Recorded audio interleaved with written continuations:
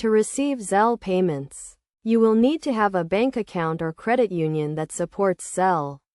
First, check with your bank or credit union to see if they offer Zelle.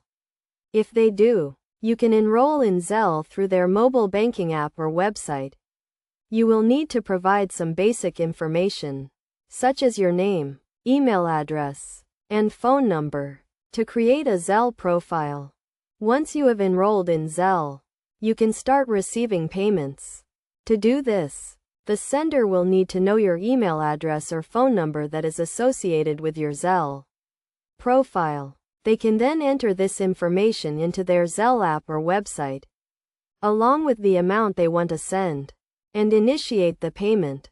As the recipient, you do not need to take any action to receive the payment.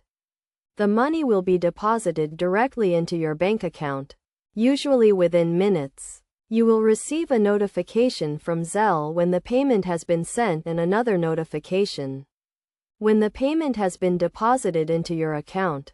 It is a good idea to make sure your Zelle profile is up to date and that your email address and phone number are correct. This will help ensure that you receive payments quickly and securely.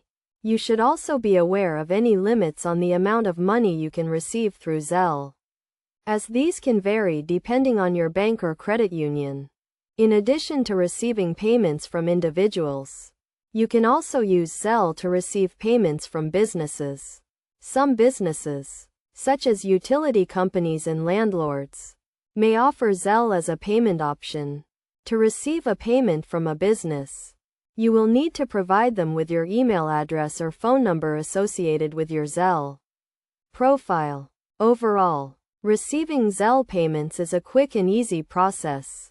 By following these steps and keeping your Zelle profile up to date, you can receive payments from friends, family, and businesses quickly and securely.